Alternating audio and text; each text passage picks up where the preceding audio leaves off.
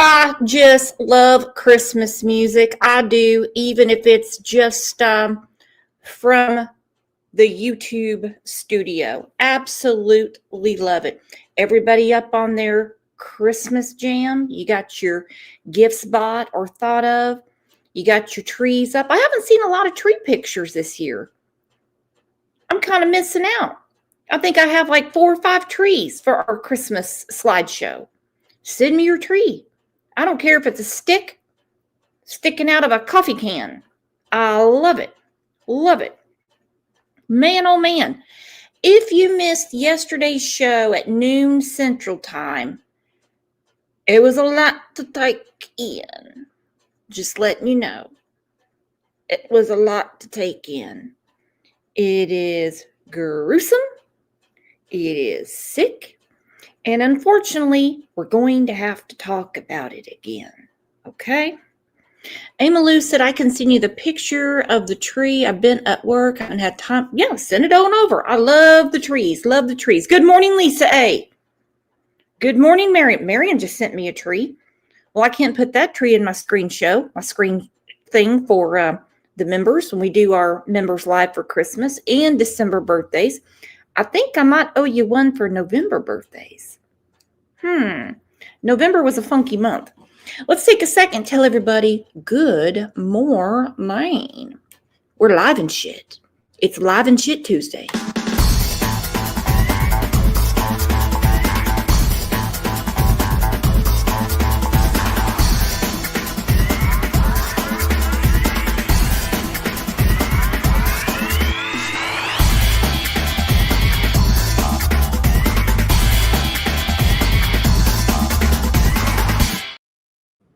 Alrighty then. My goodness. It's like we have a name for every day.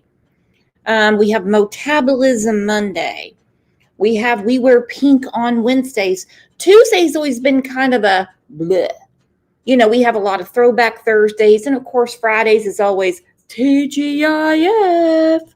Friday. So I'm going to go ahead and claim this for our Tuesdays.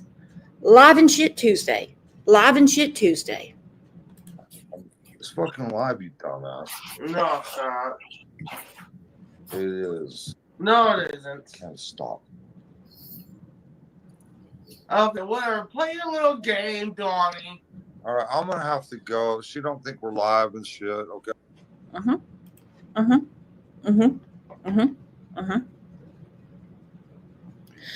There's our girl. There's our girl in the back. Keep playing your little fucking games, Donnie.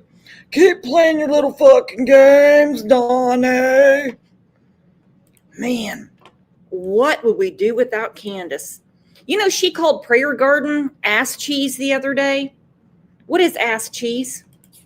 It's fucking live, you dumbass. No, it's not. It is. No, it isn't. Can't stop. Okay, whatever. Play your little game, Donnie. All right, I'm gonna have to go. She don't think we're live and shit. Okay. And she's fucking going off and acting like an alcoholic. I have to get off here now. That's fine. I Thank you appreciate so y'all. much for talking to us. Don, I'll All right, talk to you thank later. All right, bye. Thank you so much. Bye, Okay. Candace. Let's go Thank through you. Victor later. Man, it's fucking live, you dumb bitch. You want to act stupid, man. I just discussed my back. That's all I asked. Fucking live, you fucking bitch. Oh, they just seen that. You're a dumbass. They just seen you punch me in my throat. Whatever, You're man. a dumbass. You're a real dumbass. You got real dumb fucking ass. They just seen me throw me in the punch. You're a real fucking ass. You're a dumbass. You're a real dumb ass. Did you just get fired? Oh, man. I can't with that shit. I mean, there's really nothing funny about you're a real dumbass. You're a real dumbass. Wow. Okay, I love the stuff that you guys send me. I love when you tag me in things. Exactly. V. Oakley. I guess she told him Yeah, Ass Cheese told Pussy Fart, "You're a real dumbass. She's acting like an alcoholic. She don't know we're live and shit. She don't know we're live and shit." Well, we're live and shit, and my friend Jenny and your friend too sent this to me. Now, if I knew how to use that AI stuff, I would put, obviously, this is supposed to be OJ on a little pink motorcycle. I want to put cat on it. Live and shit. Live and shit. Look at this.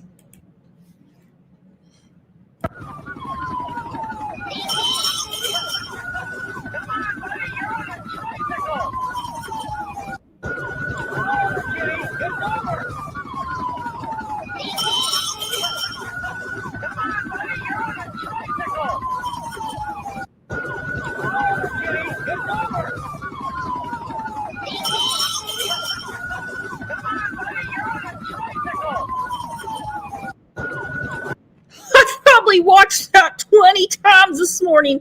I can't stop watching it. It's hilarious. And then I was like, I can't keep watching it because we got to go live and shit. Live and shit. All right. So you ready for a little history about Ronnie Lawson? It's a big one. We're going way back in time, my friends. Way back in time. So everyone's going to have to pack their luggage and get ready. But of course, we're going to have some reminders too of how filthy Ronnie Lawson really is. Let's just start with this, because I can't start with Ronnie Lawson without giving everybody a friendly reminder of what he's dealing with. Okay? And it's a sad day in America. Actually, it's a special day in America when Nasty has to investigate nastier. You know, alcoholics and dumbasses and ass cheese. No evidence that this is an abduction case. Well, I knew right away that she was abducted. Without any evidence of an abduction.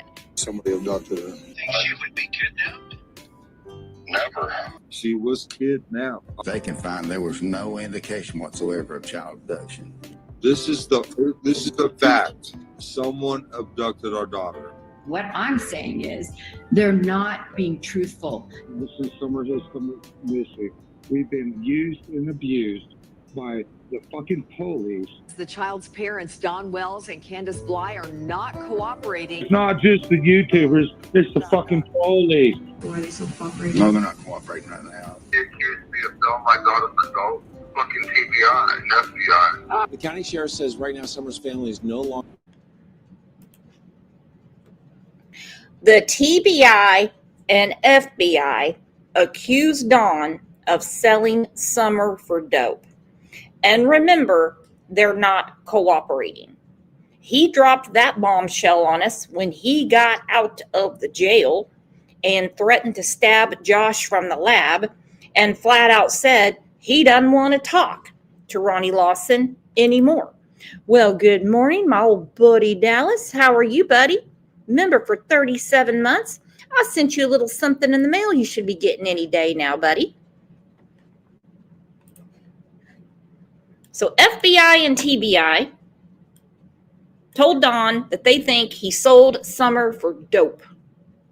Well, he's the dope because we remember he went and got $2,000 out of the ATM and he went down to Knoxville and then he bought dope to prove to everybody he doesn't need to sell a human body for dope. Well, he taught us a lesson, didn't he?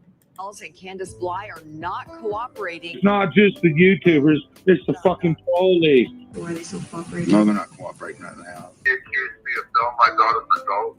Fucking TBI and FBI. The county sheriff says right now Summer's family is no longer cooperating with their searches. They're coming down, for the 11th time, kicked our door in. Little girl's parents, Don Wells and Candace Bly, are not cooperating amid the ongoing investigation. She's not in the area, and they know that. I believe that she would probably be somewhere close by. Somebody's abducted her.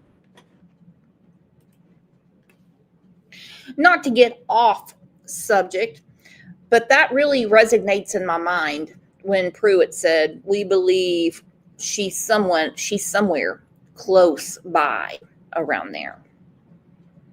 Somewhere close by. Ange and I were talking about this morning, Angel P. Everybody was really high in the feels when the new tip lead, whatever you want to call it, came through. People keep picking short straws over what to call it. Listen, let's just say new information in Summer's case. And it has fallen flat.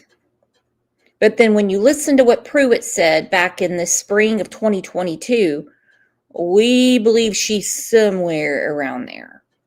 Then we hear last month they're investigating, which an investigation isn't a Pop-Tart. It's not just going to pop out of the toaster. It takes a while. So 9.5 miles away from their home.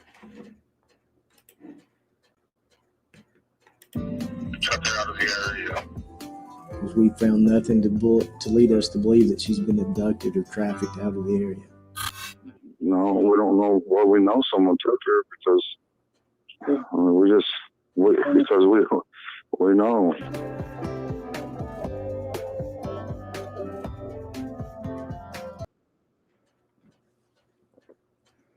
He says, because we just know. Because we just know. Well, again, we're talking about Ronnie Lawson today. And this is from June 24th of 2021. Again, we're going back in time. We're going to actually go way back in time on this show. Way back in time. My calculations are correct. When this baby hits 88 miles per hour, you're going to see some serious shit.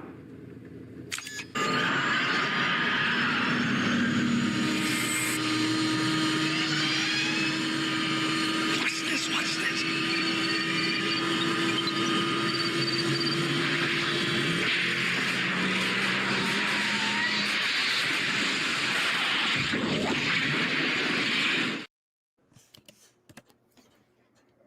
Let's go. Going on, but they're absolutely useless unless these people that's 100% positive calls 1-800-TBI find. That means nothing. We're monitoring all social media and everything that you all put out from people that you all interview. And I assure you, you'd have to work very hard to find somebody that we hadn't talked to. They may not tell you.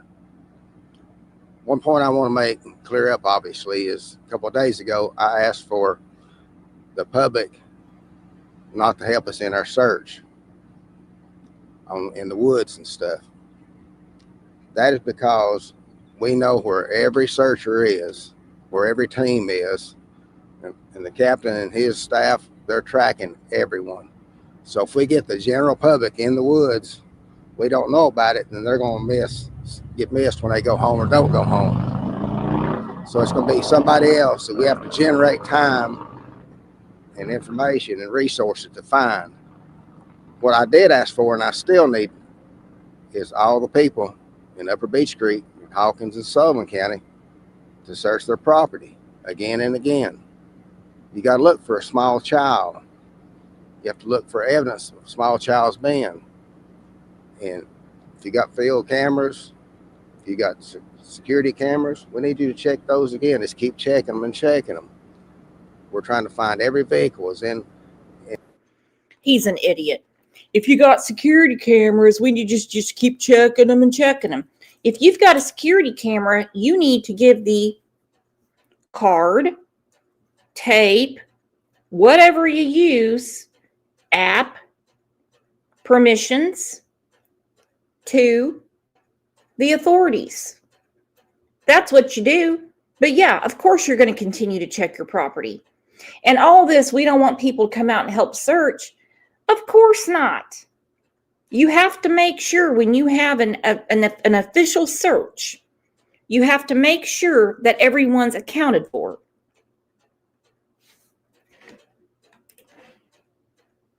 Give that shit to them. Some people don't know what they're looking at. I'm not calling them stupid. I'm not calling them ignorant. I'm just saying some people don't know what they're looking at. But they would know. In this holler they're living since we started this.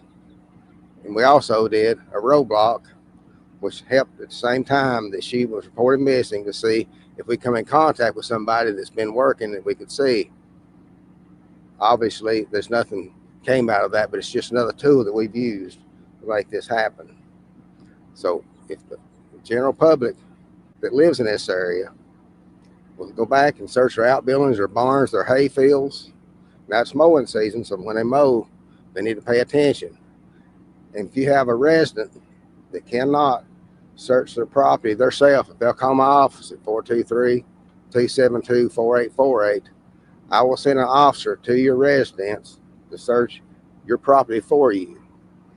It's a cooperation that we must need, because I know some of the residents probably getting frustrated with seeing the officers, but as the captain will tell you, we've had very intense operations all week long for 9 days now. And we're not done yet, because like I told you from day one, it's about finding Summer. That's the number one goal here. Yep. Thank you, Sheriff. As of June 24th, 2021, search and rescue efforts for missing 5-year-old Summer Wells continues. We have now utilized 106 agencies spanning from Tennessee, Ohio, Virginia, Alabama, Georgia, and North Carolina assisting in these search efforts. Numerous specialized search and rescue groups with numerous canine teams have been represented from each of these agencies. To date, we have covered over 4.6 square miles, with that being over 3,000 acres being searched since Tuesday night when she was reported missing. The rugged mountainous terrain continues to cause problems. This has slowed search operations down in these areas, but please be rest assured, while incurring these conditions, we are still searching with an aggressive approach with extreme attention to detail.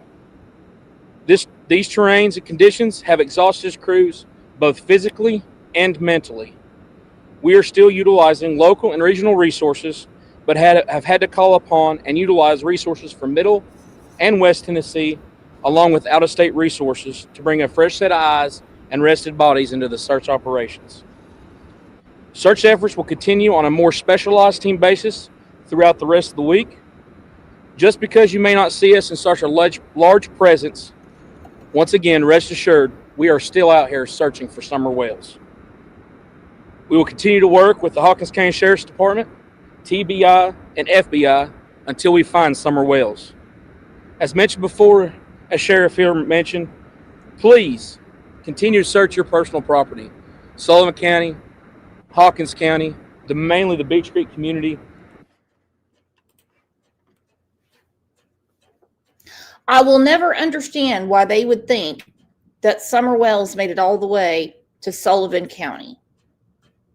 There's got to be some method to that madness. Now, does it irk anyone? Because it's always irked me all the time we've been talking about little Summer, that there's 2 very important people missing from this press conference and all the others, and that is Dawn and Candace. But they decided to show up at the Christmas tree at the Fort Henry Mall in Kingsport, and Jinkies, in my opinion, handled it very gracefully, because they've raised some real hell when they go to these things before. Real hell. Now, I had a couple of comments from people going, Candace has been to a lot of stuff. Candace has been to a lot of stuff. She has. You are right. You are right. She has. And she raises hell. Her and old Day Day had Chillbilly and Rap arrested at one. Why? And the lady that put all that money and time into organizing it said, never again. Never, ever, ever again. Never again. How does that benefit the children? How does that benefit Summer? How does that benefit what they're trying to do? How? And I really am happy that Jinkies continues along with what she's doing and doesn't let her crazy ass sister and Candace get in her way. And even if you branch a little bit further, please search. And I've been telling these searchers here the last several days, when you're looking for this property, you're not looking for an adult laying there. You're not looking for an adult hiding in the building. We're looking for a 5-year-old. On her, she was not in the house. Sheriff, We typically would have found a child at this stage in the investigation, so honestly, we just don't know. how many tips has the TBI received so far? I don't have the exact number with me, but it's well over 300 at this point. I know we've all spoken. Bless her heart. Bless Leslie's heart. Typically, we would have found a child by now. We just don't know. When she said this is a case outside of the norm, she means it. But of course, you're always going to have the people like that crazy ass Hope Kaiser and Lisa K. Ruitz that still think Dawn and Candace are A-OK people and that she just wandered off in the woods. The family, and then talked about sort of what led up to that missing incident here. Can you just sort of elaborate on what you guys know for sure happened before she went missing that Tuesday night? We can't release any more than what we've already provided. We know that she was supposedly with family members outside of her home, was seen going into the home. When her mother went to check on her, she was not in the house. Sheriff, I know you mentioned before that you haven't had to obtain any search warrants. Is that still the case? My office has not obtained any search warrants, and I really don't know if the other agencies has. I've been coordinating with the captain here and the investigators. They're all working together, and we haven't briefed each other this afternoon. What about Idiot, you don't even know because the TBI had all the search warrants, you weirdo. And the FBI card team had a warrant. How do you not even know what the other agencies are doing? If I know, you should know. Come on, cue ball. If I know, you should know. lie detector tests? Has anybody been given those? I think she can address this. Well, it's no secret that the TBI has a polygraph unit. We don't discuss specifics, but I can tell you that we use that as an investigative tool. In a situation like this, we're going to use every resource and tool available to us. There's been billboards seen in Myrtle Beach. Are you guys aware of that? And has the search taken you guys even out of state to some extent?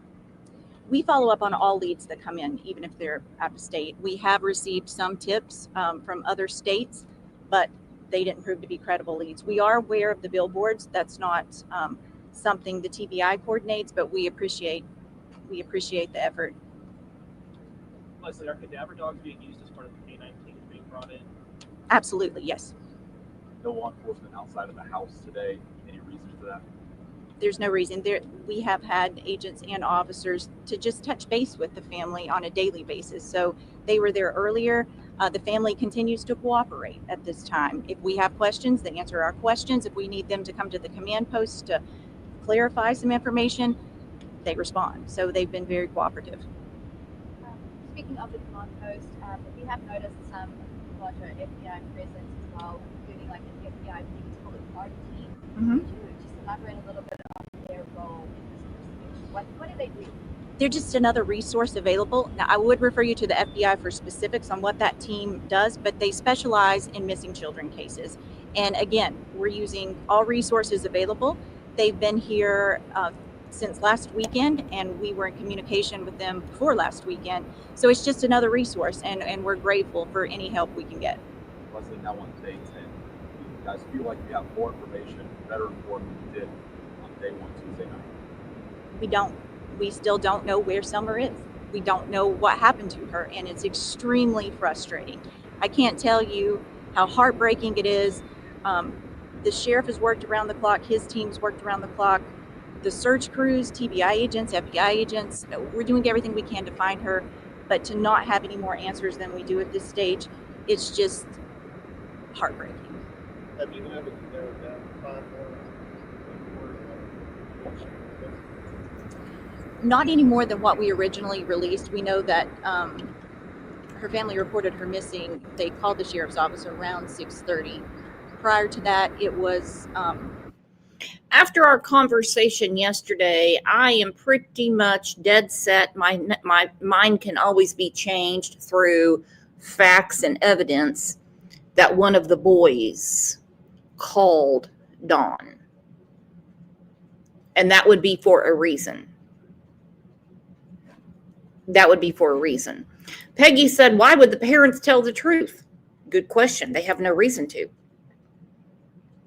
Good parents have a reason to. These two fools don't. They have a lot of skeletons in their closet to cover up. They didn't want people to know about what Dawn did to his stepsisters. They didn't want people to know about Candace's fascination with young boys. They didn't want people to know that stuff.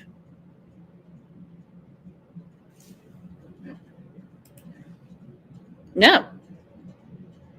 Whether they have anything to do with Summer's disappearance or not, there's many other things that they did not want anyone to find out. early afternoon when she was last seen, and they searched for a little bit and then reported her missing. How many hours would you say? I don't have that information. Question for Captain or Sheriff: what's the biggest obstacle standing in your way? Is it the heat? Is it just the fatigue? Is it the terrain? What do you think is the number one thing that's hurting you guys in this investigation? To say hurting this investigation on my aspect of things, nothing's hurting us. We encounter difficult situations so far, and we overcome them situations. From here on out, it is going to be providing our team the rest and assurance to make sure that we can provide more and more fresh-bodied, fresh eyes to be able to come in and help search for Summer Wells. As far as my office, it's been pretty hard because my office don't. And there's the horse in the background that got away.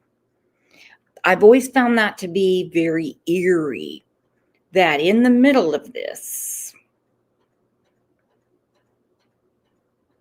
press conference where they are saying, we have used everything, all hands on deck, FBI,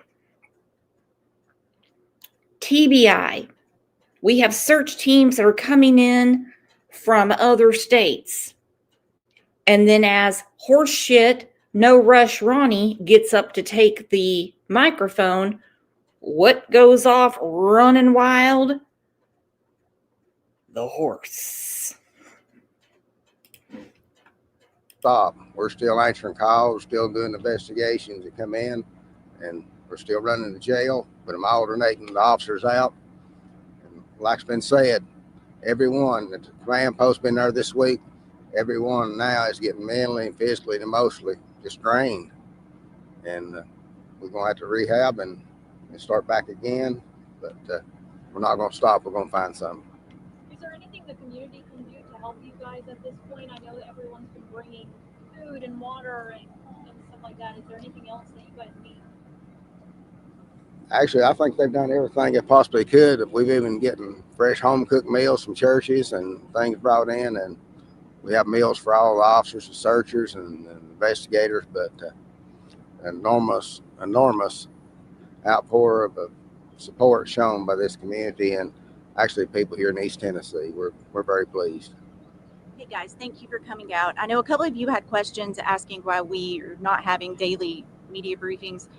The simple answer is we just haven't had any new information to provide. But just because we don't have a briefing doesn't mean that you can't reach out to us and ask any questions you may have. And of course, we are going to continue to post updates on Twitter and the TBI Facebook page. And feel free to check with us if you have any additional questions or need clarification. Thank you. Take care. All right, Sherry said, that's strange that the horse stays on the right lane like a vehicle. That's odd to me. It's a trained horse. I think something spooked the horse, in my opinion, and that's why it took off running. It's very odd. It's very Shakespearean that the horse did it at the final press conference. Okay? All right? Something spooked that horse for it to take off running like that. What could it be? Was Candace in the woods? This is from our friend Holly, Common Sense True Crime, and I love what she said. This didn't age well. And then we're going to go further back in time.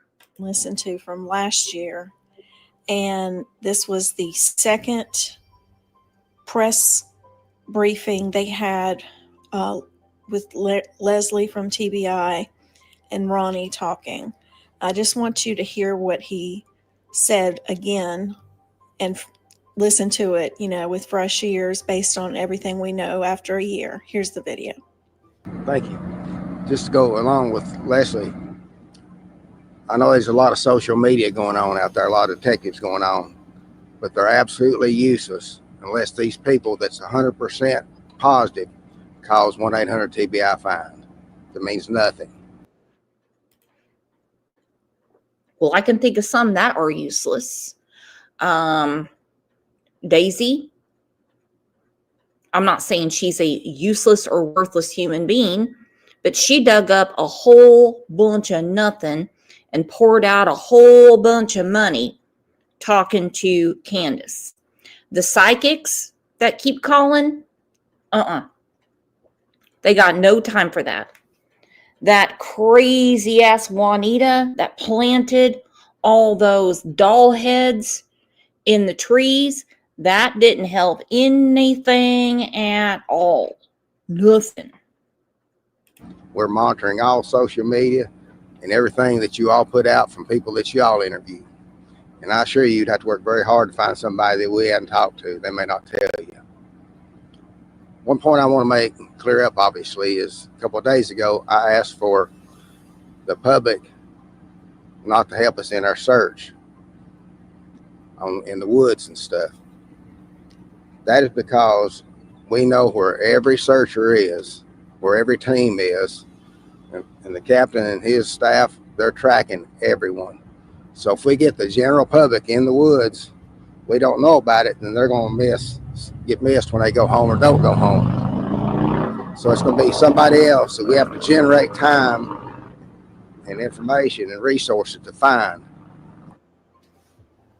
So on top of insulting those of us on YouTube, trying to help find Summer or do whatever we can to keep her name out there, he's telling, why they're not allowing the community in Hawkins County to search for her. He says that every searcher is being tracked by the captain.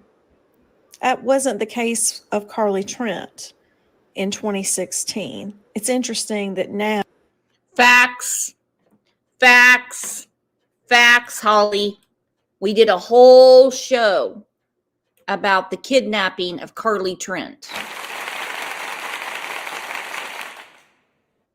It's in the playlist. They wanted everybody out there searching. Good morning, I'm not buying it.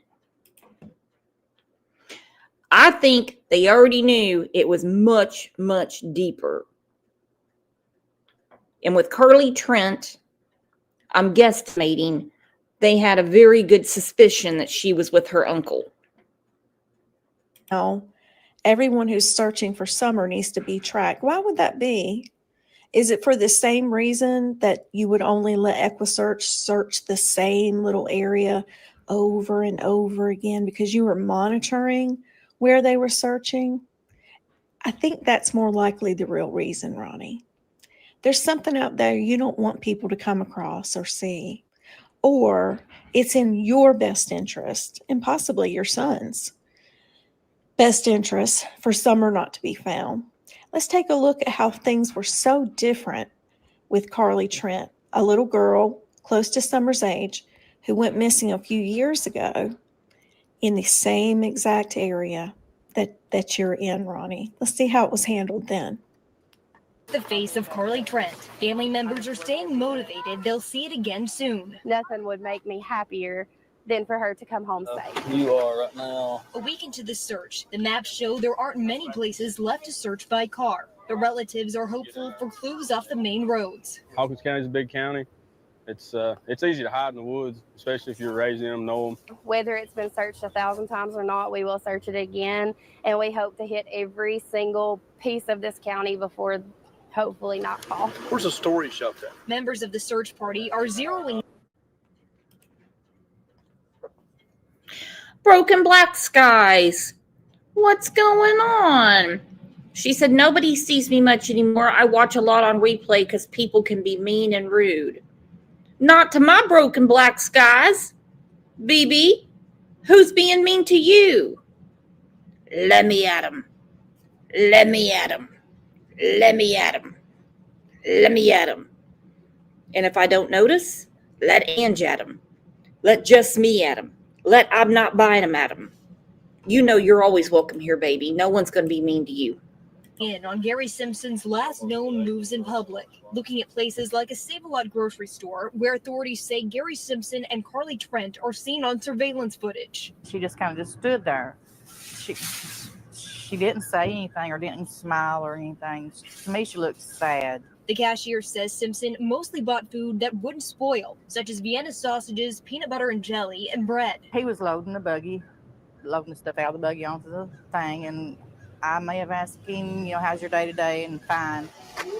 But even with very few leads a week later, If y'all want to go ahead and go, you can. the spirits are still high. I hoped that it wouldn't last this long, but it has lasted this long, and there are more people showing up every time that we do a search. And family members say they'll use every means possible to bring Carly home. They'll be searching by foot, by vehicle, everything that you can possibly imagine. If we could get an airplane in here, we would. I'm not going to stop looking until she is home or she is found.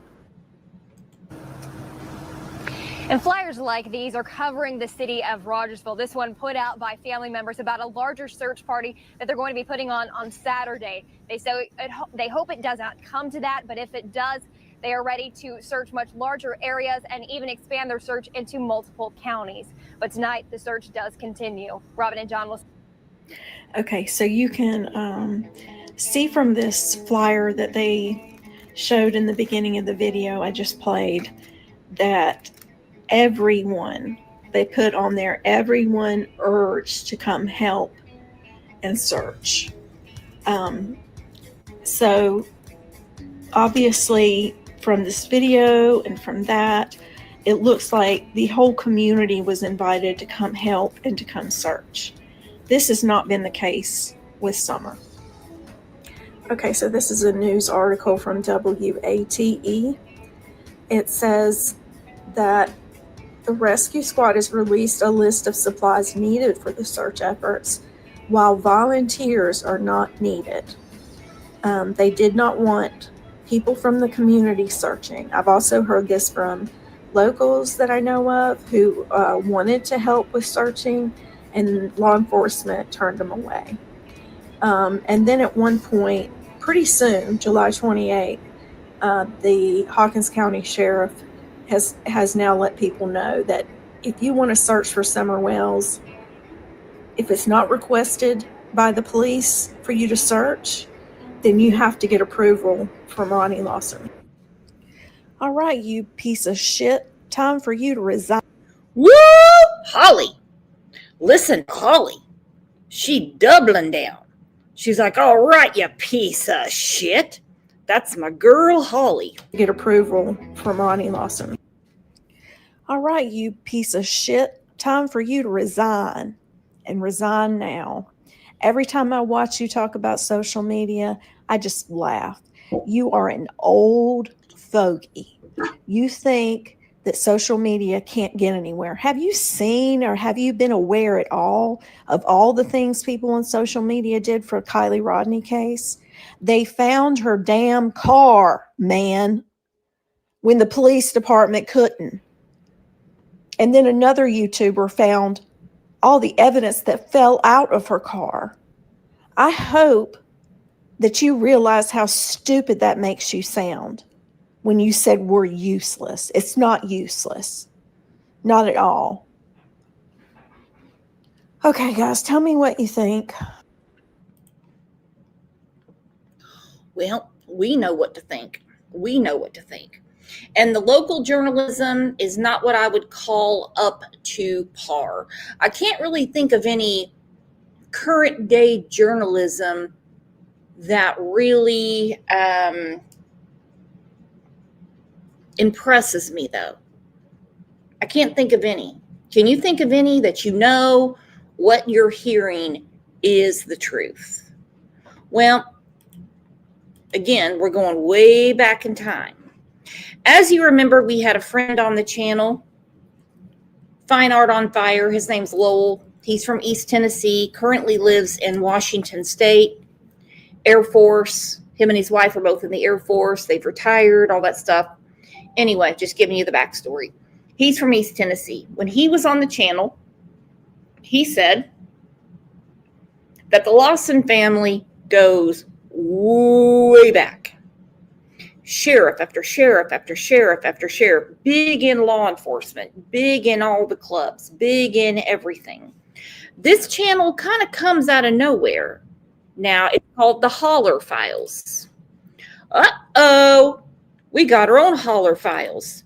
Sherry, have you been behaving? You good? Well, depends on who you ask. Okay. More coffee. Thank you. Excuse me while I talk to my caregiver. Well, you get on it, girlfriend, and I'll get back to doing my show. All right, it's called the Holler Files. Now, they only have 259 subscribers. I'm going to go ahead and put the link in here, and I hope everybody supports them because it seems to me that they kind of came out of nowhere to tell us something about what goes on in Hawkins County. Have you seen this, Aunt Sherry, or is this going to be your first time? This is going to be my first time to look into the heritage of this particular family. I don't know anything about that guy, but I spit out my coffee when you called him a cue ball. that cracked me up.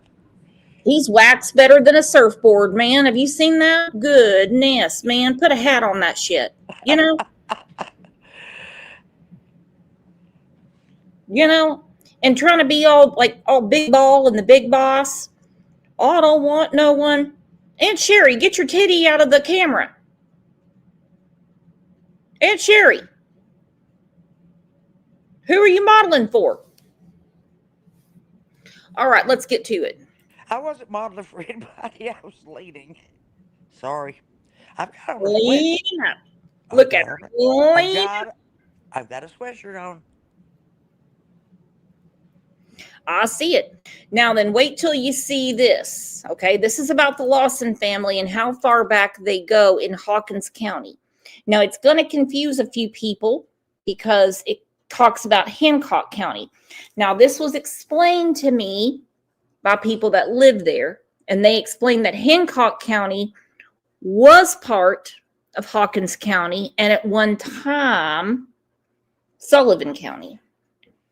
You're going to see some really nasty stuff that's ingrained in the Lawson family. In the isolated mountain valleys of Hancock County, Tennessee, 14 children disappeared over a span of 11 years. The Lawson family patriarch Ezekiel, his wife Naomi, and their 4 adult sons maintained what survivors would later describe as a breeding operation disguised as a charitable orphanage for destitute children. When a 12-year-old girl escaped and testified before a circuit judge, investigators discovered a nightmare that the local sheriff had deliberately concealed. How does complicity transform a community into an accomplice? Subscribe to stand with us in exposing these buried truths, and comment your city so we know where our mission to preserve dark history reaches. Dr. Samuel Whitmore's medical examination notes, preserved in the Tennessee State Archives, would become the most damning evidence of systematic abuse ever documented in the region at that time. Hancock County existed in 1899 as Tennessee's most isolated jurisdiction, a finger of mountainous territory wedged between Virginia and Kentucky, where the Clinch Mountains rose so steeply that wagon roads were impassable for months each winter. The nearest railroad station lay 42 miles south in Rogersville, a journey requiring 2 full days of travel over treacherous mountain passes that claimed lives every winter. The county seat of Sneedville housed barely 300 souls, and the outlying settlements scattered through the hollows consisted of subsistence farms connected by footpaths known only to locals. The post-Civil War economy had devastated the region. Copper mines had closed, leaving families desperate for any means of survival. Children were frequently... Before I get back to it, did you know that country singer, Aunt Sherry Morgan Wallen? He's from Sneedville. Excuse me? That country singer, Morgan Wallen, he's from Sneedville. I'm Because not one familiar. time I was texting Dawn one day, and I said that Morgan Wallen is from Sneedville. You know what Dawn said? What? Maybe he done it. What? Maybe he done it. Yeah, Morgan Wallen has Summer. Maybe he done it. Maybe he done it, Sherry. Maybe he done it, Sherry. Don't break my door. Don't break my door, damn it, Sherry. We're live and shit. indentured or given away when parents could not feed them, a practice so common it drew little scrutiny. Law enforcement consisted of Sheriff Coleman Thatcher and 2 part-time deputies who covered over 200 square miles of wilderness. The county courthouse burned in 1895, destroying most legal records, creating a bureaucratic void where documentation simply ceased to exist. In such terrain, where families lived 15 miles from their nearest neighbors and winter snows isolated homesteads for months, a child could disappear and never be found. The mountains kept their secrets, and the people who lived among them had learned that some questions brought more danger than answers. The Lawson family had occupied their property in Powell Valley since 1873, when Ezekiel Lawson inherited 600 acres of bottomland from his father, a circuit-riding preacher who died under circumstances the family never discussed. Ezekiel stood 6 feet 4 inches tall with a barrel chest and hands that could span a man's skull, his presence commanding immediate deference from those who encountered him. His wife, Naomi, 20 years his junior, had the pale complexion and withdrawn demeanor of someone who had long ago ceased to possess her own will. Their 4 sons, Micah, Josiah, Abel, and Seth, ranged in age from 22 to 31 in 1899, all unmarried, all living on the family compound. A traveling peddler named William Garrett, who visited the valley twice yearly, later testified that the Lawsons operated what they called a Christian charity house for... Oh, really? I'm going to talk about this William Garrett for a minute. The only reason that this name rang a bell in my head is because Tim Mullen brought him up in reference to their church. Well, I noticed all the children were biblical names. Micah. Mm-hmm. All And that was common for that time. That was very common for that time. Yes, and it still is at times. But I find it unusual that the courthouse burned. So that destroyed all legalities or records, court records, or anything. Mm-hmm. Mm-hmm. Mm-hmm. I find that strange too. I don't believe. What about wife 20 years younger and how they covered up when children disappeared and how they would send them to this charity house to raise them up right? I can't believe that. Rolla, please stop. It's hard to believe. For orphaned and destitute children. Mm-hmm. It's history, buddy. And this is Ronnie Lawson's lineage. These are his peeps, my friend. These are his ancestors. These are his ancestors. Now, I'll tell you what, I wouldn't want nobody doing a show about me talking about my ancestors. However, I'm not the sheriff of Hawkins County, where there's a big issue solving the case of Summer Wells. Orphaned and destitute children. The family attended the Primitive Baptist Church in Mulberry Gap irregularly, and Ezekiel occasionally preached at revivals, speaking with fervor about Old Testament patriarchs and their divine mandates. Garrett noted in his sales ledger that Naomi Lawson purchased unusual quantities of laudanum, chloral hydrate, and paregoric medicines typically used to sedate pain or induce sleep, explaining that the orphaned children in their care suffered from night terrors and required medication to rest peacefully. The family paid in silver coins, an oddity given their apparent poverty and the fact that most mountain families bartered or used scrip. The Lawson homestead consisted of a large log structure with shuttered windows that remained closed even in summer heat, and several outbuildings, including a spring house built partially underground. Neighbors reported that children's voices could sometimes be heard from the property, but the Lawsons discouraged visitors, with Ezekiel maintaining that the orphans were too traumatized by their pasts to withstand strangers' scrutiny. A schoolteacher named Margaret Pierce visited once in 1896 to inquire about enrolling the children in the new county school, but Ezekiel turned her away at the property line, explaining that he provided religious education superior to any state institution. Pierce noted that she glimpsed what appeared to be a girl of perhaps 10 years watching from a second-story window, her face so pale it appeared almost translucent in the shadows. By mountain standards, the Lawsons were eccentric but unremarkable. Religious severity and isolationism were common traits among families who had chosen to live beyond civilization's boundaries. The first documented disappearance occurred in 1888, when 7-year-old Thomas Brennan, son of a widowed Irish laborer who had died in a mining accident, was placed with the Lawsons through what Ezekiel described as a Christian duty to care for the fatherless. The boy's maternal aunt in Kingsport had protested the arrangement, but she lacked the legal standing or resources to challenge Ezekiel's custody claim. When she traveled to the Lawson property in 1889 to retrieve Thomas, Ezekiel informed her that the boy had succumbed to scarlet fever and been buried on the property in accordance with his wishes to rest in Tennessee soil. No death certificate was ever filed. Brooks, would you do me a favor, please? Would you go back to those 3 different drugs that Naomi had? I believe it was Naomi. She bought a lot of them. That was used like in the Old West. She had 3 different drugs which aren't available now unless you're doing surgery to sedate children. That's what they were doing. They were sedating those children, or they would have needed those drugs. And I want to know how she got them. No, it was totally so legal. isolated. How would she get them? I don't know. I really don't know, girlfriend. But have we not ever heard that before? Sedating children?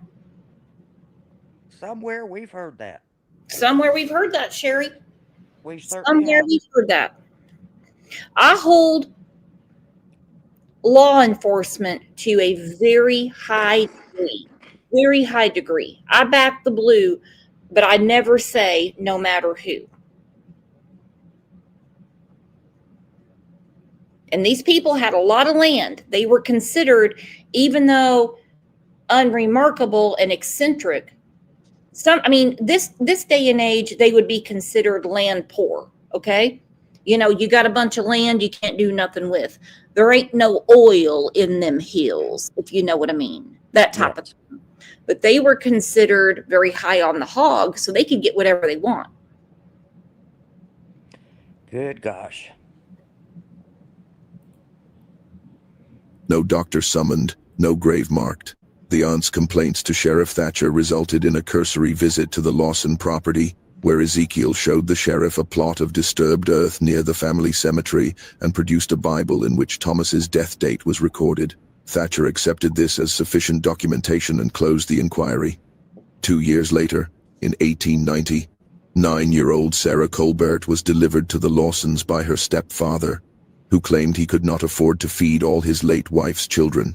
Sarah's older brother, working in a lumber camp in Virginia, sent letters inquiring about his sister's well-being, but none were answered.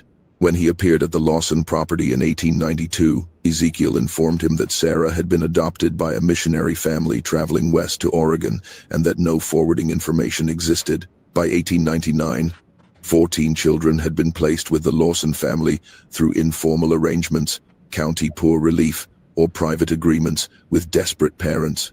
All were described by those who knew them as healthy. All were between the ages of 6 and 12 when they arrived, and all had subsequently vanished from record.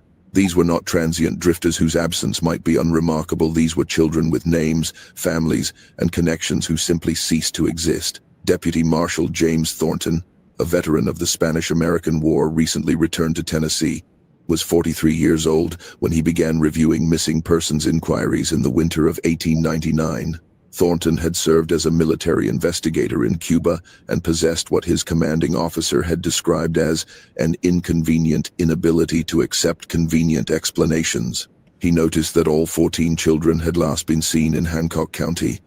All had been in the custody of the Lawson family, and all had disappeared without death certificates, adoption records, or any legal documentation whatsoever. The statistics. We've heard about that too, haven't we? We've heard about that too. Great minds think alike. Now, my friend Pat Kay a couple of years ago was talking to me about a documentary she watched about basically how the mountains have secrets. The mountains have secrets. Now, remember this channel that just popped up, and I hope everybody gives them some support. Give them a like, give them a sub, whatever you want to do.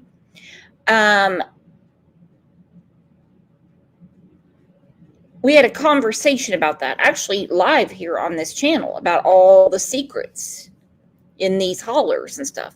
The neighbor that JLR came across, he was like, that's the Light holler, that's the Bernard holler, over there's where Fred lives, one thing after another. They're not going to talk to you. They're not going to talk to you. They're not going to talk to you. It's gorgeous country, by the way. Gorgeous country. I've been down Fields Road, Bell Road, Lights Road, Ben Hill. I've been all over the place. I haven't been on Ben Hill, but I have driven. Well, not driven. I rode by because I can't drive. But I've been all through there, and it's funny. It's not like a cult. It's just like a enmeshed family, you know. And I believe there are a lot of secrets within those families. I really do. It goes way back, my friend. It goes way back, my friend. Statistical improbability troubled him deeply, but when he presented his findings to Sheriff Thatcher, the sheriff dismissed his concerns with bureaucratic explanations about the courthouse fire and the informality of mountain customs. Thornton's first visit to the Lawson property occurred on a February morning in 1900, accompanied by a county clerk named Davis, who brought ledgers to verify custody arrangements. The journey required 5 hours on horseback through snow-covered passes, emerging into Powell Valley just after noon. The Lawson compound consisted of the main house, several outbuildings, and what appeared to be a root cellar built into the hillside, with a heavy oak door secured by a substantial padlock. Ezekiel met them at the property boundary, arms crossed, flanked by his 4 sons who said nothing but watched with the patient stillness of predators evaluating prey. When Thornton explained his purpose, verifying the well-being and current locations of children previously placed in Lawson custody, Ezekiel responded with elaborate courtesy that barely masked contempt. He explained that he maintained no formal records, as such documentation was contrary to Christian humility and represented the prideful bookkeeping of Caesar's kingdom. The children had all moved on to better situations, adopted by families, apprenticed to... I agree, Infinity. I believe that was an intentional, I believe that was arson to get rid of any kind of legal documents, in my opinion. Me too. The courthouse just burns up with adoption records, death certificates, birth certificates, you name it. Angel P said hard terrain enabled these behaviors. Yeah. I'm not buying it. Thank you so much for the super sticker. This is why I sub to you, Brooks. You bring receipts and never have. You got a date wrong. Hit the like button, peeps. Our girl will leave no stone unturned until Summer gets justice. Summer is our child. Woo! Can I get another woo? You know, too bad Daisy couldn't do some of this stuff that we've been doing for almost 4.5 years. I understand that she decided to kick you to the curb. Yes, ma'am. She did. Well, that must suck. I bet you can't sleep at night. Oh no, it doesn't bother me. It doesn't faze me really. Hmm. I've had worse things said by certain individuals. I'm not even a creator. I'm just one of these little pests that hang around, you know. Well, we love our little pest. Can we go ahead and get a nickname for Sherry? Yeah. What should we call her? Our little pest, Sherry No, Pest, mischief maker. Mischief Maker. Okay, Mischief Maker Sherry. Okay.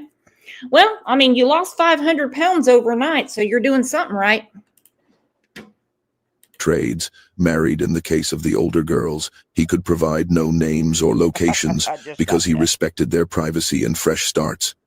When Thornton asked to search the property, Ezekiel explained that Tennessee law required a warrant for such intrusion and that Thornton would find Judge Morrison in Tazewell County most particular about constitutional protections. Thornton noted the quality of the family's clothing, good wool, store-bought boots, silver pocket watches on 2 of the son's items, inconsistent with subsistence farming. He noted the heavy locks on every outbuilding, the absence of livestock beyond a milk cow and chickens, and the way Ezekiel physically positioned himself to block the sight line toward the hillside root cellar. As they departed, Thornton caught a glimpse of movement at a shuttered window, gone too quickly to identify. His conviction was not evidence, and he knew it. The investigation stalled against the dual barriers of legal procedure and Sheriff Thatcher's open hostility. Thatcher informed Thornton that he was creating unnecessary trouble for a respected family based on speculation. Well, they were putting those kids in that cellar. In that root cellar. Yeah. Yeah, their root cellar. So And that this was a big case in that area. All those oh children being missing and how the Lawson family covered it up. And of course, sheriff after sheriff after sheriff after sheriff, including the one present time that we've been talking about for quite a long time about Summer Wells. Now, people ask, well, it didn't take them long to find Carly Trent because somebody knew somebody and they were,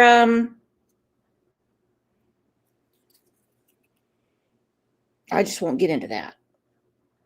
They just knew who Carly was with. It was just a known thing. And she should have never been missing because her uncle, who is a sexual deviant, should have never been with her. Should have never, ever been with her. But now we're back to this root cellar thing. yeah, and all these missing children. How many missing children in all do you know from this one family? Right now we're up to 14. Okay, and this lady in the picture, is that Naomi, and she's the matriarch? Mhm. Okay, all righty. Nobody smiled back then when they had their pictures taken. I'm just telling I you. know. My friend Pat Kay does a lot of genealogy. And so I see pictures of my family from years back. And they don't smile. They just like sit there, you know. And so, that's pretty much it. Chris said, Brooks, do you believe Dawn is guilty of what? Pick a crime, any crime. Pick a crime. Several dynamics going on at one time in this case, Mm-hmm. in my opinion. Several dynamics. So how'd you take the news when old Daisy said she was kicking you to the curb, Sherry? That's Mischief okay. maker? That's okay. That's fine. I have not lost any sleep about it. I haven't cried about it. I just let it. At my age, it doesn't faze me for people to do that. Really, I know my worth. I don't have to have anybody validate me. There you go. Well, I just thought that the way that Jinkies handled everything over the weekend with the Christmas tree was classy. Jinky is a love. She is a love. She's like a daughter to me.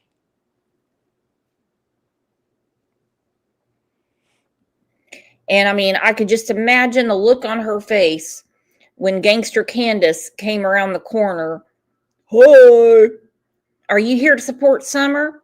Well, yeah, she's my daughter. And she's I got don't think that sarcastic shit going on. I don't think they were actually formally invited, but it was at a public place, in a public building, near the movie theater. So I guess it's it's free to go wherever it's public in the mall. So Mhm. I don't know. I don't know. But I do know that Mr. Wells had to be escorted out, not by law enforcement, but by uh, some some people that were there that walked him to the exit, from what I hear. What did Don do? I don't know. He was starting some ish about something. I don't know exactly, but I just know he was escorted out. What could be the problem when you're just putting together a Christmas tree? And I heard the same thing. I heard this on Sunday morning that things didn't go well and they had to get Don out of there. What could Don do? Did he not have on his social graces? What could Don have done? I do not know. I wasn't there, and Jinkies didn't see all of it. She was busy, of course, but I believe Chillbilly is the one, or maybe Ryan, or both, escorted him to the exit. Chillbilly, I think, was the main one that had enough mouthing or whatever he was doing. Mm-hmm. So Chillbilly, the one that mowed their lawn for free for all those years. Yeah, that's a good person to pick a fight with. yeah, Chillbilly's he's a good man. Regardless of what you know about him, he and Jinkies have both spent the night at my house before, and they're lovely people, both of them. Well, I didn't know there was an open invite. Drop me your address. I've been trying to get into Pat Kay's house for a long time. She won't give me the address. She's never home, or she has company. Well, No, all I have is I'm just kidding. I know. All I have is a caregiver here every day. So Act Right Bitches said they walked in with their chests puffed out from the looks of the video, Brooks. Oh, they did. And when I saw Candace get all cockeyed with Jinkies going, well, it's my daughter. It's my daughter. But you're here to support Summer, right? You're not here to cause any problems. And I'll die on that hill. No one's going to come to me and say that Jinkies was rude to them. And I wasn't there, okay? neither was I, but I watched the video. And I talked to Jinkies after the occasion. Mm-hmm. That's the only stuff I know is what I've told you about the whole thing. But it kind of put a damper on things, I think. It just wasn't as joyous as it usually is. When you've got somebody standing off to the side, I don't know if he was muttering stuff or he was mad or maybe I have no clue. Have no clue, no clue, no clue. Nothing he does would surprise me. If he showed up drunk or if he showed up high or he was trying to pick a fight, I don't know. But like I said, nothing he would do would surprise me.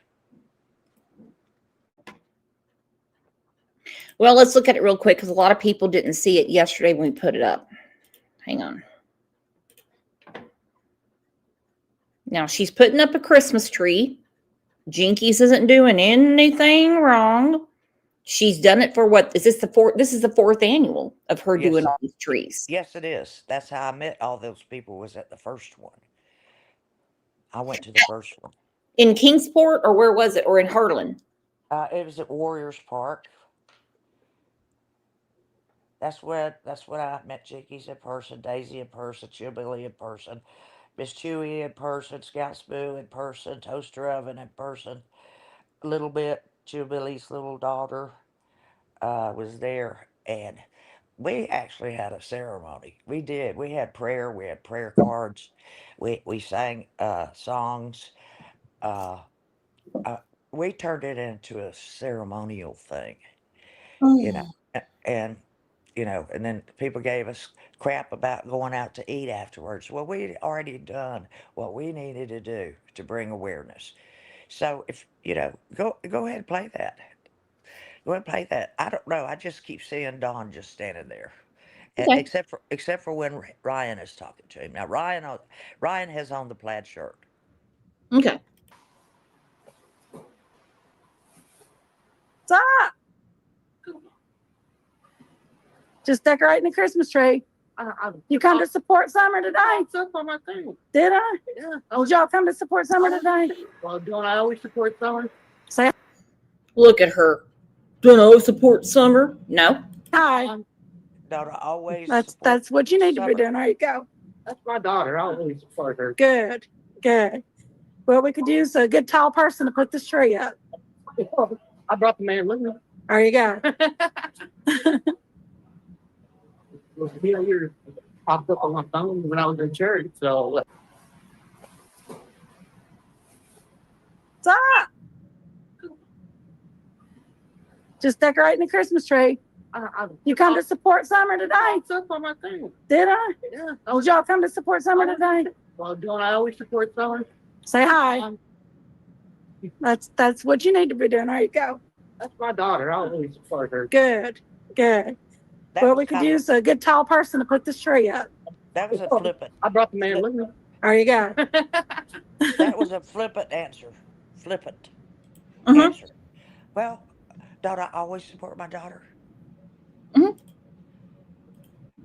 Why didn't she just say, yes, I'd like to join? Yes, I'd like to help. Yeah. She looked pretty cocky in that picture. Real cocky. She's there to support her daughter, but she won't cooperate with the police. Make that make sense to me. I can't. I wish I could.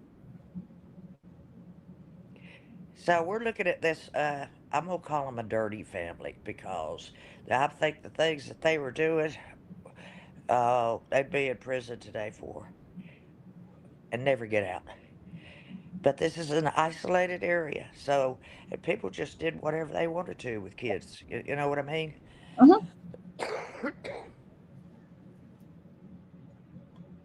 Yeah, I'm going to go through more of Candace and Dawn's antics, even though technically it doesn't have anything to do with Summer's disappearance. It's just another layer on the cake. And when Candace goes, I got the alert when I was in church. Sure you did. Sure you did. Anything that we're talking about has to do with Summer's case, as what we're speaking of it now. We all want that baby back.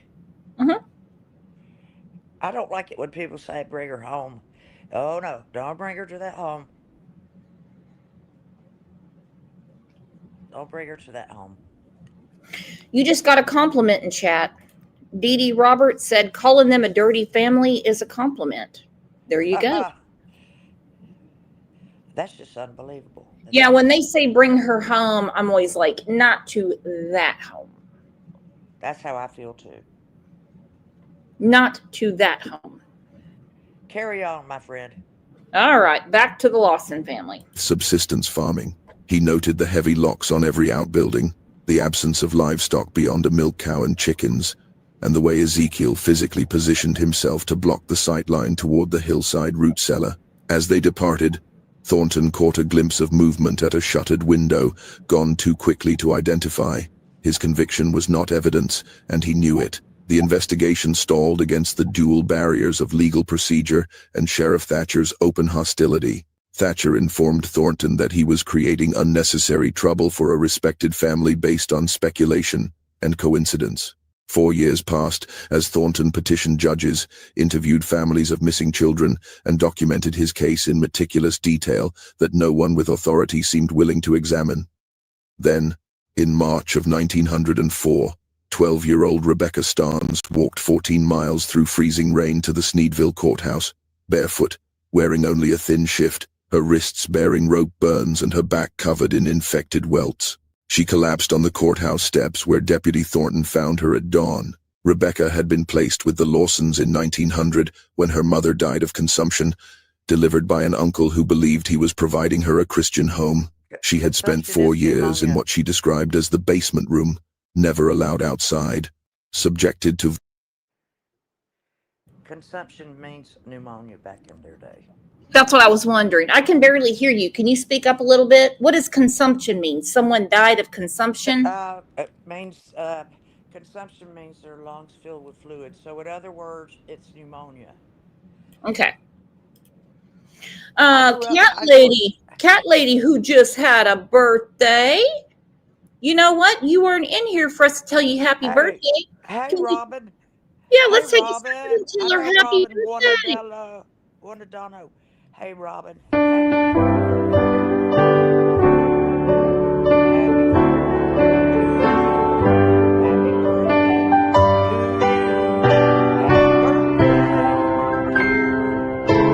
And here's another one. Happy birthday to this lady. This Cat Lady, let me tell you something. Yeah. She has had a murdered daughter. Mm-hmm. I think her son was killed also. I'm not sure. Mm-hmm. But she's been through it. And I consider her a friend of mine. And I also really, always keeps a smile on her face and looks for the good in people. That's a hard thing to do after going through the trials of Job. Thank you, Pink Phoenix, for the super sticker. Justice for Summer. Okay, so Mallory thinks that consumption of the lungs is tuberculosis. I'm just going to go ahead and say it has something to do with lungs. okay, it could have been tuberculosis. I always heard it meant pneumonia. I grew up in the southern Appalachian area in far northeast Georgia. So I was at the beginning. As a matter of fact, the beginning of the Appalachian Trail was about 20 miles from my house. So I grew up in the mountains. You know, when I worked at Outback Steakhouse back in the 90s, I had a part-time job there. We had to do our food handlers test, and we all had to get some sort of test for tuberculosis. I'd never heard of it. I did too. I did hospice, and I had to have a battery of injections and boosters before I could get my volunteer certificate. Mm-hmm. They tested me for everything, AIDS, you name it. Anything they could test you for, they did, because you have to qualify, and you have to go to all these classes. And anyway, when it comes to dying, I've seen a lot of it. And I've seen a lot of people die alone with just me there and no family. So anyway, that's enough about that. But I'm freaked out about this whole family. Me too. It goes It back. freaks me out. No wonder those children were pale if they were kept into a cellar. I wonder if they fed them or gave them any sustenance. Or Probably did whatever they they could just... find in the root cellar. Probably whatever they could find. And also being deprived of sunlight, like summer in that basement, causes a lot of issues. A lot of people have always, talked about the difference in Summer's appearance from, let's say, fall of 2020 to May of 2021. She looked almost like she had rickets or something. Yes, rickets is another one of those things. But Summer seemed to be in a state of decline when we last saw her, in my opinion. She was in a state of decline. The picture of her hunched over next to her friend makes me want to cry. But Lisa K. Ruitz will say, no, she was just pretending to be an old lady, as if Lisa K. Ruitz was there. Really? Mm-hmm. Well. Yeah, like she was there. The absence of livestock beyond a milk cow and chickens, and the way Ezekiel physically positioned himself to block the sight line toward the hillside root cellar. As they departed, Thornton caught a glimpse of movement at a shuttered window, gone too quickly to identify. His conviction was not evidence, and he knew it. The investigation stalled against the dual barriers of legal procedure and Sheriff Thatcher's open hostility. Thatcher informed Thornton that he was creating unnecessary trouble for a respected family based on speculation and coincidence. 4 years passed as Thornton petitioned judges, interviewed families of missing children, and documented his case in meticulous detail that no one with authority seemed willing to examine. Then, in March of 1904, 12-year-old Rebecca Starnes walked 14 miles through freezing rain to the Sneedville courthouse, barefoot, wearing only a thin shift, her wrists bearing rope burns and her back covered in infected welts. She collapsed on the courthouse steps where Deputy Thornton found her at dawn. Rebecca had been placed with the Lawsons in 1900 when her mother died of consumption, delivered by an uncle who believed he was providing her a Christian home. She had spent 4 years in what she described as the basement room, never allowed outside, subjected to violations she could describe only in fragments between sobbing. She knew the names of 3 other children currently held in the underground chambers. This could not be dismissed, could not be explained away, could not be ignored. With the underground again. Here we go. Here With we the go. underground stuff. Keeping the kids underground. Deep breath, underground stuff. Underground. Yep. Underground stuff in 2 different ways. Mm-hmm. Exactly. And this has, oh, hang on. I'm not buying it. Read my mind. This has all the hallmarks of Summer's life. And this is the Lawson family. This is his lineage. These are his people. Remember, he's not the first sheriff in Hawkins County with the last name Lawson.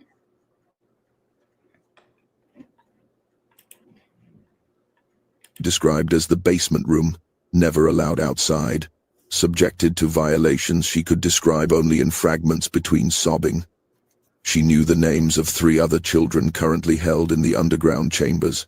This could not be dismissed, could not be explained away, could not be ignored. Judge Marcus Whitfield, presiding over Circuit Court in Hancock County that week, ordered an immediate investigation over Sheriff Thatcher's strenuous objections. The raid occurred on March 23, 1904, at dawn.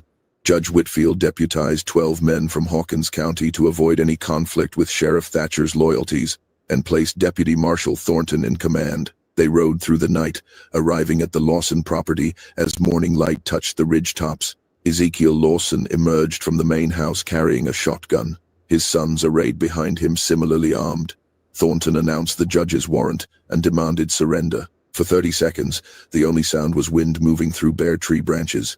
Then Naomi Lawson appeared in the doorway and spoke the first words many of the deputies had ever heard from her. She said that God's judgment had arrived and that she welcomed it as relief from years of bondage to her husband's delusions.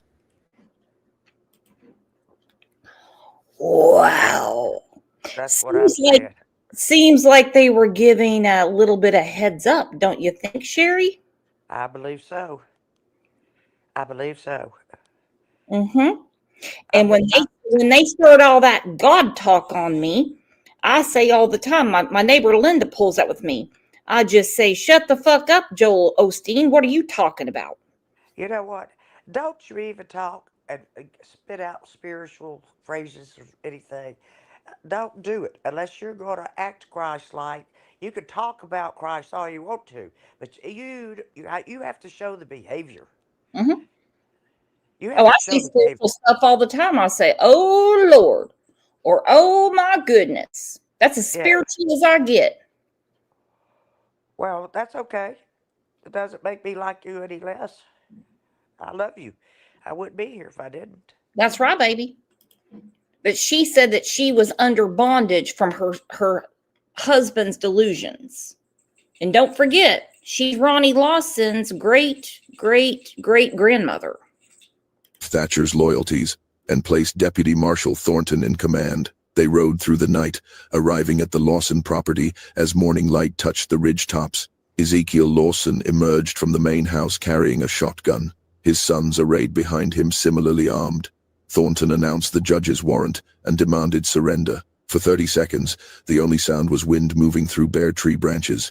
Then Naomi Lawson appeared in the doorway and spoke the first words many of the deputies had ever heard from her. She said that God's judgment had arrived and that she welcomed it as relief from years of bondage to her husband's delusions.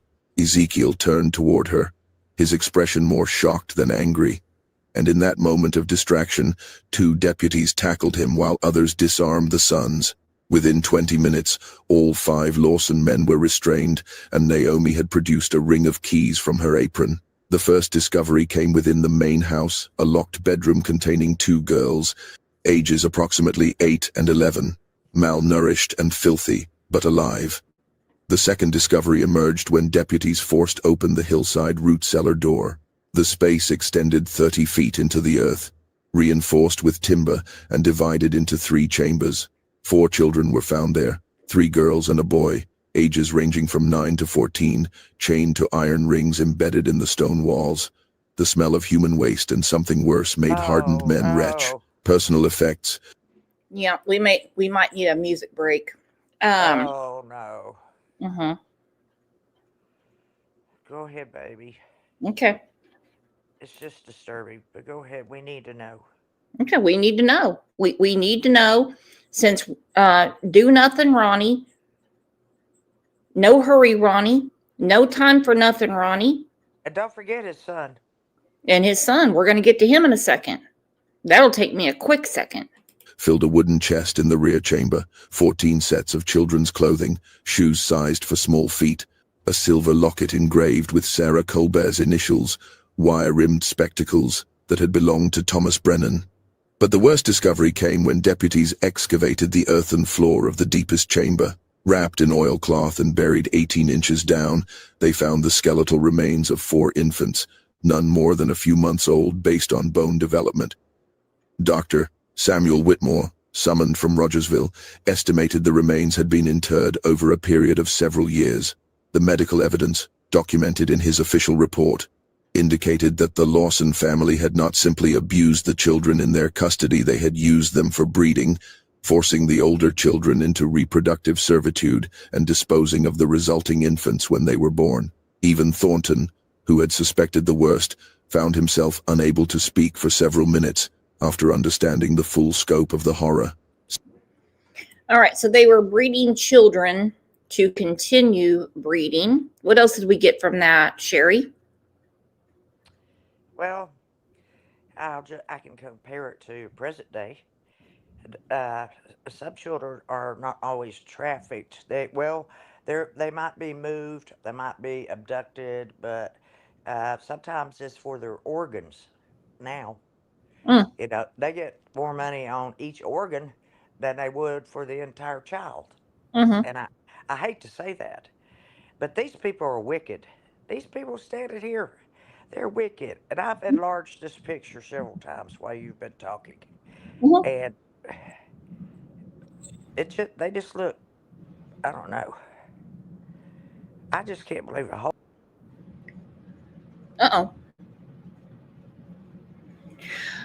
If you look, I lost Aunt Sherry. If you look at the guy at the very end on the right side by Naomi, if you shave his head, he would look just like Ronnie. Look at it. 6 children were removed alive from the property that day, their testimonies providing evidence of systematic rape, forced pregnancy, and murder spanning more than a decade. Ezekiel Lawson's confession, delivered in the Sneedville jail over 3 days of interrogation, revealed a theology of complete depravity dressed in scriptural language. He explained, with neither shame nor remorse, that he had received a divine revelation in 1885, instructing him to preserve a pure bloodline free from the corruptions of modern society. He cited the marriages of Isaac and Rebekah, of cousins in the Old Testament, as precedent for his breeding program designed to create children of absolute obedience and spiritual purity. The orphans and destitute children placed in his care had been selected, he explained, because they had no one to search for them, no family connections that might prompt investigation. He had used laudanum and chloral hydrate to keep them compliant, scripture readings to convince them that submission to his sons and... All right, several people are asking for a music break. So you guys ready to dance? By the way, you know what I'm going to play. You know what I'm going to play. Because my man, King George, received the Kennedy Center honor this weekend.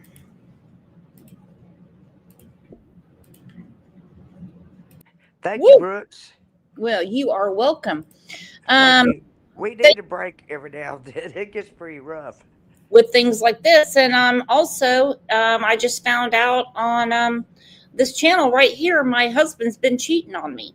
He said, I swing dance with a really pretty lady to this song every now and again.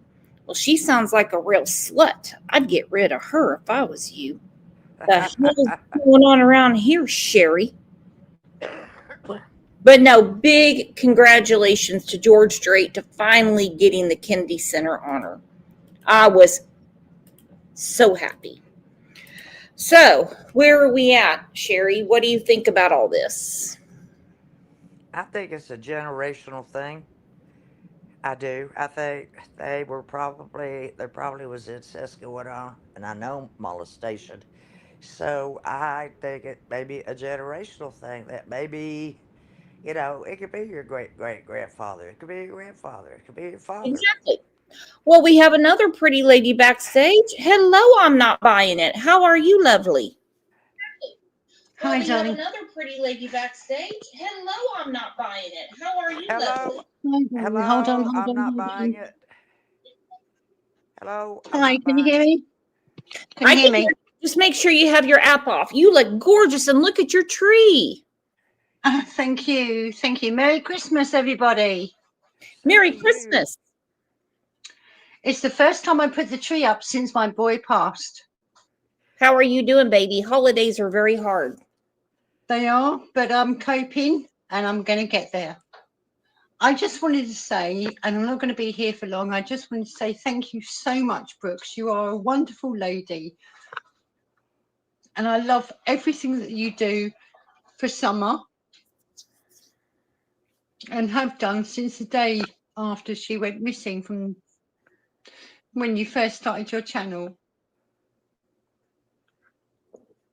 You're going to make me cry, honey. You know, we all do this together. It's a community effort. You, Sherry, Goth Doll, Jean, Susan, Outdoor. I mean, Kat. It's everybody, honey. Okay, we love this. Be Harley. I just wanted to pop in here and just say thank you. Thank you so much for everything you do for all the people, all the little children. You do so much. And I appreciate you. And all of your subs, not followers, because you're not Jesus Christ. Not quite. No, and I don't like subservience. We're friends here. I know, lovely. Anyway, happy Christmas, everybody. Happy Christmas.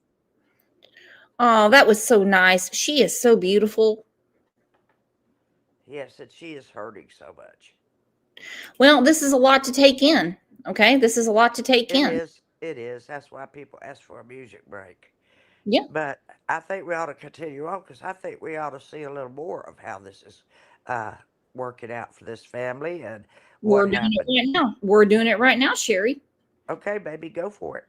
Hey, Sherry, do you have my phone number? Excuse me? Do you have my phone number? No, I don't, Brooks. Okay, I'll put it in the private chat. Well, I don't know how to do that. You can send it to me on messages on my tablet. I only use my tablet. I don't use my phone because it's too hard for me to deal with. What's your messages? On my iPad, there's a little green icon where you can send messages back and forth.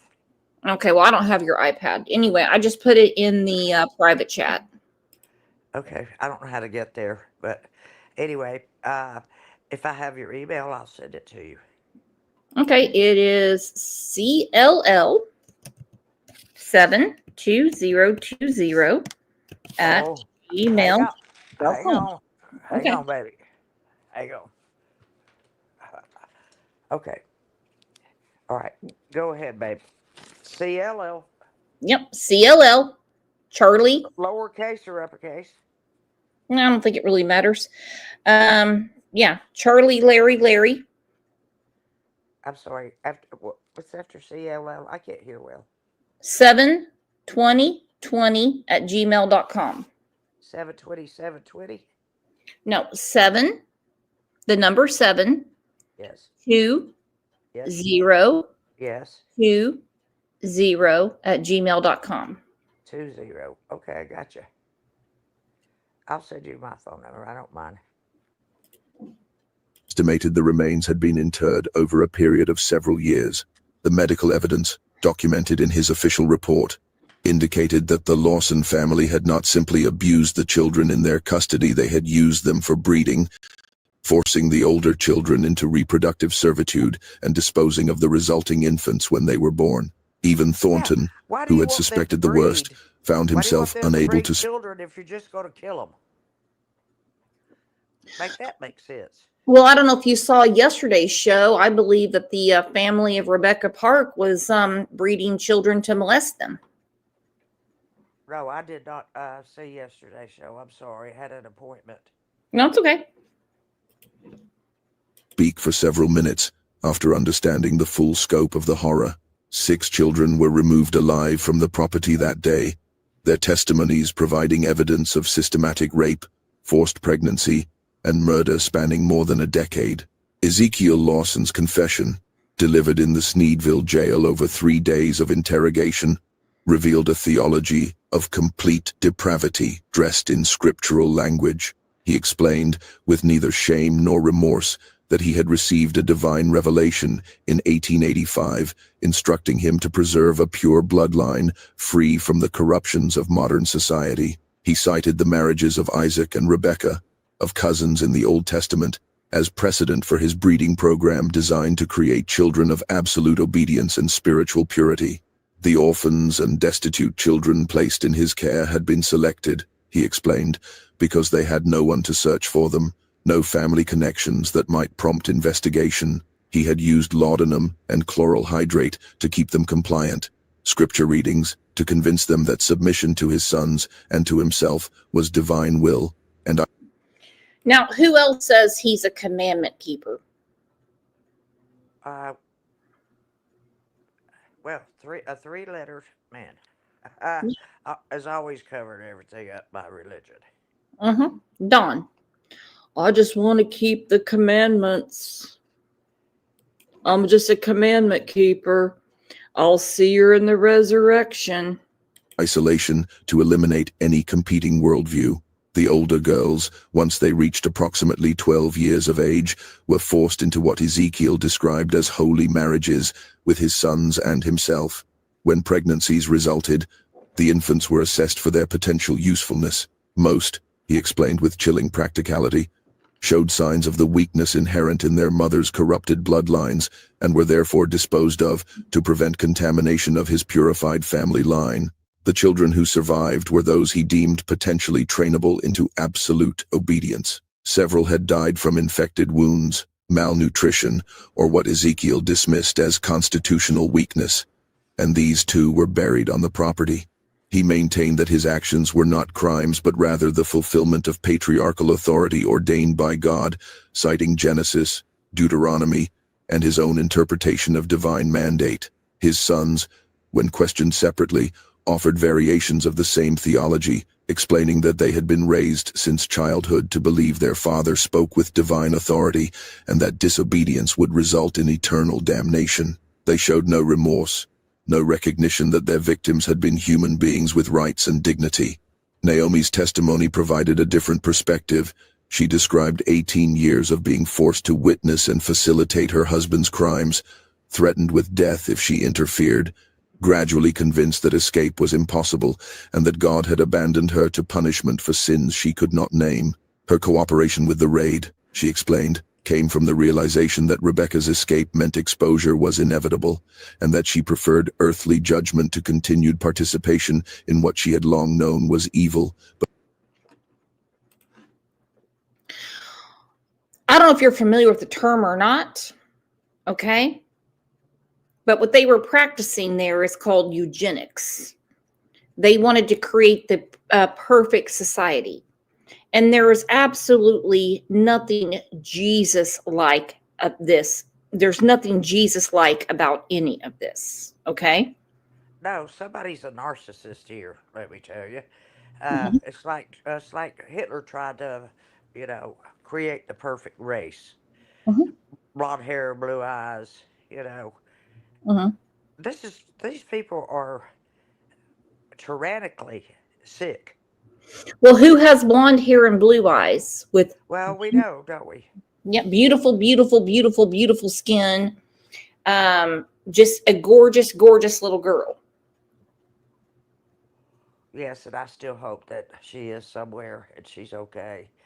I still have that hope, but I know too much. I know too much, and whatever I said would be just hearsay. So I can tell people what I've heard, but I can't prove it. I didn't record anybody. I just heard it with my own ears, and Well, you so can say whatever you want to say. I mean, your word is good here. You don't have to record something. I get really yes, tired of people saying, I need a screenshot. Fuck it. I know what I read. Or I need a recording. I know what I heard. Don't insult me by saying that you need this shit. I'm telling you what I know.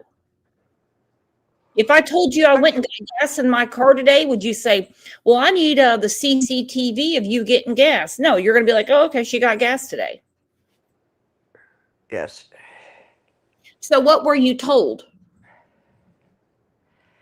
I was told that I would be surprised when I found out what happened.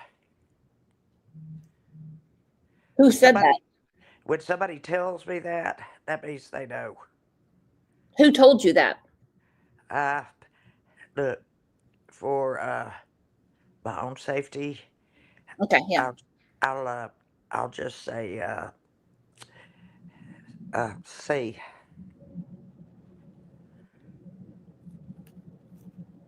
Someone in a drunken stupor told me that. Mm, And there's more, but I'd rather talk to you privately on the phone about it. no, it's fine. That's fine. It's probably Candace or Dawn. It wasn't me, so we're good there. Provided a different perspective. She described 18 years of being forced to witness and facilitate her husband's crimes, threatened with death if she interfered, gradually convinced that escape was impossible and that God had abandoned her to punishment for sins she could not name. Her cooperation with the raid, she explained, came from the realization that Rebecca's escape meant exposure was inevitable, and that she preferred earthly judgment to continued participation in what she had long known was evil, but felt powerless to stop. The trial of Ezekiel, Naomi, and their 4 sons began in Rogersville on September 12, 1904. Moved from Hancock County due to concerns about Sheriff Thatcher's influence and local sympathies. The proceedings lasted 3 weeks and drew newspaper coverage from as far as Nashville and Knoxville. The evidence presented included Dr. Whitmore's medical examinations of the surviving children, documenting rape trauma, malnutrition, and injuries consistent with prolonged restraint and beating. Rebecca Starnes testified for 4 hours, describing in devastating detail the theology of control that Ezekiel had used to justify his crimes, the drugs in her food that made resistance impossible, the underground chambers that became the only world she knew. Ezekiel Lawson showed no remorse throughout the trial, frequently interrupting proceedings to quote scripture and declare his actions righteous. The jury deliberated for 47 minutes. All 6 defendants were convicted of multiple counts of rape, kidnapping, and murder.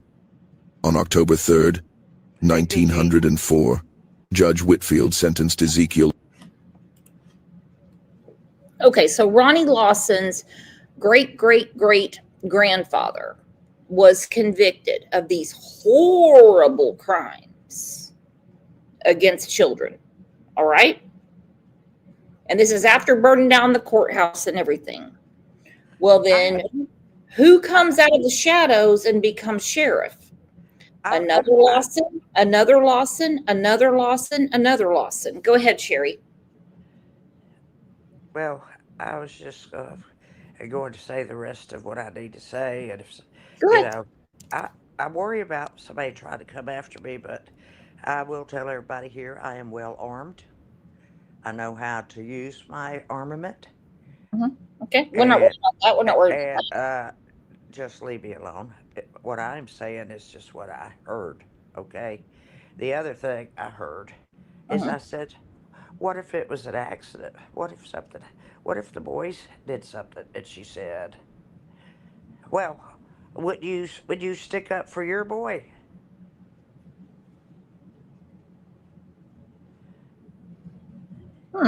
So that convinced me that accident happened at home and it was a cover up. Because, as I said before, there were so many dynamics going on in this one home. just like we're watching now, just in modern day. Well, they wouldn't hide an accident unless there was something else going on at home. But you have to remember CPS was there Well, the day before. that's why I say several dynamics. That's why. I know There's there were several things going all at one time. And even Ellie said that Summer's case bled into the boys. Well, if one of the boys accidentally hurt Summer, but they had something to hide, they're not going to report it. They're not going to report it because too much will be found out and discovered. That's the biggest thing with Dawn and Candace. They thought this would be like another like Rose Bly, that nobody would care. And they didn't even know that people would dig into their past. The sheriff didn't think that people would pay attention to the shit he's been doing for years and years and years. And if Ronnie Lawson's son is a sex offender, He is. He is. Where did he learn that? Who messed with him? Because usually people that do that, they have been done that way. Well, I mean, we're watching this about his great grandpappy.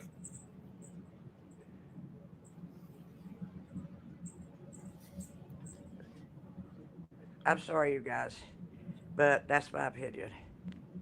Allegedly. Don't even worry about it. I mean, we know it's been turned in. Everything's fine. Don't worry about it. Don't just. I totally get what was told to you. I totally get it. Now, let me ask you this. Did she call you a pussy fart when you had this conversation? Because I'll never get over that. Did she what, baby? Did she call you a pussy fart when you had this conversation? No. Because I'll never forget that when she called me that. No, she didn't on the conversation on the phone call. Was evil, but felt powerless to stop. The trial of Ezekiel, Naomi, and their 4 sons began in Rogersville on September 12, 1904. Moved from Hancock County due to concerns about Sheriff Thatcher's influence and local sympathies. The proceedings lasted 3 weeks and drew newspaper coverage from as far as Nashville and Knoxville. The evidence presented included Dr. Whitmore's medical examinations of the surviving children, documenting rape trauma, malnutrition, and injuries consistent with prolonged restraint and beating. Rebecca Starnes testified for 4 hours, describing in devastating detail the theology of control that Ezekiel had used to justify his crimes, the drugs in her food that made resistance impossible, the underground chambers that became the only world she knew. Ezekiel Lawson showed no remorse throughout the trial, frequently interrupting proceedings to quote scripture and declare his actions righteous. The jury deliberated for 47 minutes. All 6 defendants were convicted of multiple counts of rape, kidnapping, and murder. On October 3, 1904, Judge Whitfield sentenced Ezekiel Lawson and his 4 sons to death by hanging. Naomi Lawson received a sentence of life imprisonment, the judge acknowledging her decades of victimization while holding her accountable for her ultimate complicity. The executions occurred on December 16, 1904, in the Rogersville town square, before a crowd estimated at 2,000 people. Ezekiel Lawson's final words were a curse against the state of Tennessee and a declaration that God would vindicate him in eternity. His sons died silently. Naomi Lawson survived 11 months in the state women's prison in Nashville before dying of pneumonia in November of 1905, leaving behind a handwritten confession that detailed crimes even more extensive than those proven at trial, including her knowledge of 8 additional child deaths never discovered by investigators. The 6 children rescued from the Lawson property faced tragic outcomes despite survival. 3 were reunited with distant relatives who struggled to provide adequate care for deeply traumatized children. 2 were placed in the Tennessee Industrial School, where institutional records indicate they suffered from what doctors called nervous disorders and melancholia. 1 girl, whose identity was protected throughout the trial, died by suicide in 1907 at age 16, leaving a note stating that she could not escape the underground chambers in her memory. Rebecca Starnes, whose courage had broken the case, lived to age 34, married briefly, and died childless in Kingsport in 1926. Her obituary made no mention of her past, identifying her only as a seamstress and church member. The community's response to the Lawson horror was swift and absolute. Within 3 days of the raid, a group of Hancock County men burned the Lawson compound to the ground, dismantled the underground chambers, and scattered the stones. The property was never resold, and for decades appeared on county maps only as a blank space marked unsuitable for habitation. Local folklore transformed the site into a cursed location where, according to stories still told in Powell Valley, the sound of children crying can be heard on March nights. The case produced significant legal reforms in Tennessee. The 1805 legislature passed the Child Protection Act requiring documentation of all custody transfers, establishing orphanage inspection protocols, and creating criminal liability for officials who failed to investigate missing children reports. Hancock County voters recalled Sheriff Coleman Thatcher in a special election held in April of 1905, after evidence emerged that he had received regular payments from Ezekiel Lawson to discourage investigation. Thatcher was never criminally charged but lived as a pariah until his death in 1912. The case established legal precedent cited in dozens of subsequent child welfare prosecutions across Tennessee and neighboring states. Today, the site of the Lawson compound remains undeveloped, overgrown with oak and hickory, visited occasionally by historians and crime researchers who search for remnants of the foundations. The Tennessee State Archives maintains Dr. Whitmore's medical reports, trial transcripts, and Rebecca Starnes's testimony as part of its criminal justice history collection, available to researchers by appointment. The names of the 14 confirmed victims are listed on a memorial plaque installed in 1978 at the Sneedville Courthouse, a small acknowledgement of lives stolen and suffering inflicted in darkness. The Lawson case serves as a permanent cautionary tale about the dangers of unchecked authority, the evil that thrives when communities choose convenient ignorance over difficult questions, and the courage required to speak truth against power. It reminds us that isolation can transform homes into prisons, that ideology can justify any atrocity, and that complicity often wears the mask of respecting privacy or avoiding trouble. The cost of looking away can be measured in lives lost and innocence destroyed in the dark hollows where law and conscience failed to reach, where children's voices were silenced by those who should have protected them, and where evil flourished because good people found it easier to believe comfortable lies than confront uncomfortable truth. Claude is AI and can make mistakes. Please double-check responses.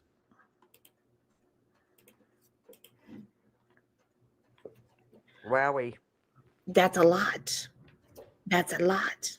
And we also have a lot of new members. So we got to thank Angel P and everyone that got a membership, because it's your lucky day.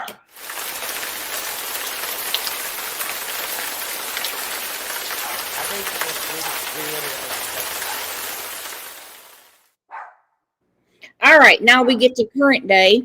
We have someone much like Jesse Mack Butler that got a slap on the wrist for doing horrible things, and that is Brandon Lawson. Well, who helped facilitate that? Brooks, where did he learn those behaviors?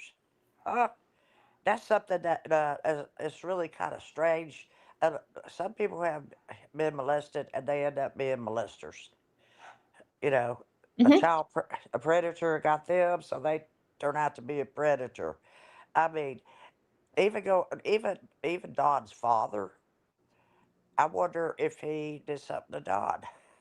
Don's son. Wonder who did something to him. It's what I'm trying to say is it's generational. That's all I could say. It's generational. Somebody had to teach these people how to do this kind of stuff, or it was done. It was done to them. That's true. I mean, and some people will say it's not an excuse, and then some people will say it is. It's gotta stop at some point. It's not an excuse. Not to me. No, we're not making excuses, but I mean, we get to Brandon Lawson. Of course, this is from JLR. Riches investigates justice for Summer Wells. This is really, really bad, people. Been investigating the circumstances revolving around Brandon Lawson, son of He has a damn lemon tree. I get so sick of people in Florida. Fuck you, Florida. Fuck you, True Crime Beat. Fuck you, V. Oakley. Fuck you all. I want a lemon tree. Someone get me a lemon tree. I love lemons. Damn it. State Riches investigates justice for Summer Wells. This is really, really bad, people.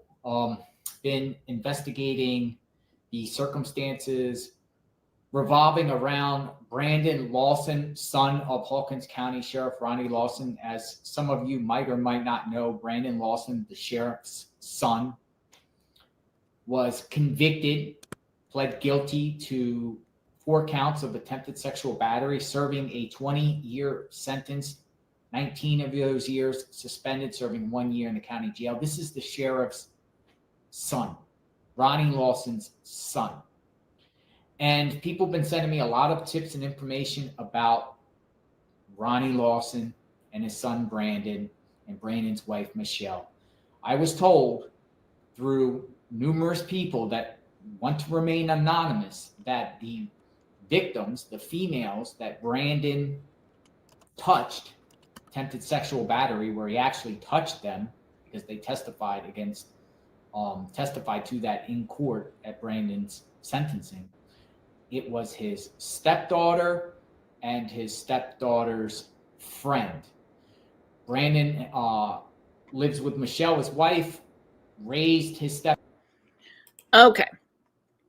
There are people in Hawkins County, they get stricter punishment for a grow lab or for screwing around at the pawn shop.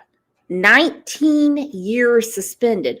I don't know what offends me worse, that he was only sentenced to 19 years or that it was suspended. It should have been life in prison to keep him away from other children. Okay? It was his stepdaughter and his stepdaughter's friend. Brandon lives with Michelle, his wife, raised his stepdaughter since she was little, and Brandon touched his stepdaughter inappropriately and the stepdaughter's friend. So those are the 2 individuals that Ronnie Lawson's son illegally violated. And now he's paying the price for it. Now, I'm told that the females are safe. I'm told that, they are with other family members, not with Michelle. I'm also told that Michelle is sticking by Brandon. Brandon's wife is sticking by Brandon. She's not going to file a divorce against Brandon for what he did to her stepdaughter. So I will be covering more about this. I just wanted to share that information. Seems like it's the truth. Seems like it is the truth. Summer Wells is still missing. Do you have faith and confidence that the Summer Wells case will get solved, considering that the sheriff, Ronnie Lawson's son, is now a registered sex offender for life and is serving a jail sentence for touching his own daughter, stepdaughter, and friend of the stepdaughter? What do you think? Subscribe to my channel, hit the notification. They all need to be in jail, including Brandon's wife, not the stepdaughter, not the stepdaughter's friend, none of the kids. No, Michelle and Brandon should both be in jail. And Ronnie Lawson too. And I'm going to go ahead and say that the DA, because this sweetheart deal could have been done without Dan Armstrong. Can we all agree on that?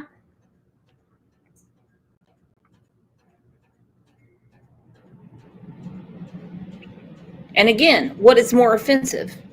19 years suspended, or he was only sentenced to 20? Insane. But you go way back in time with the Lawson family. There's a reason they have never left East Tennessee, because they have their thumb on the pulse of that county. I'm telling you. Well, you guys, this has been a great show. I'm going to be back here in an hour to give you an update on Jesse Mack Butler. Speaking of an artist, woo, woo, woo. Brooks, thank you so much for your hospitality and allowing me to express my ideas and opinions. I appreciate that very much. And by the way, I want to tell you something. Jinkies told me she loved you. Oh, tell her I love her too. I'm a big supporter of Jinkies, just not her. She said, I just love her. And I said, I think she's a great lady. She said, I do too. So anyway, just to give you a compliment for today, and Okay. that I love you, I support you, and I'll be here on and off, okay? Anytime, baby. And you have my email, right? C Yes, I do. I will contact you with my phone number. 72020@gmail.com. Now I've got another show probably next week I'm working on about the Lawson family, about how they developed into the 60s and 70s. But in the meantime, get ready, because in an hour we're going to be live again. You guys are the best. All right, Aunt Sherry, we're out. Bye, sweetie.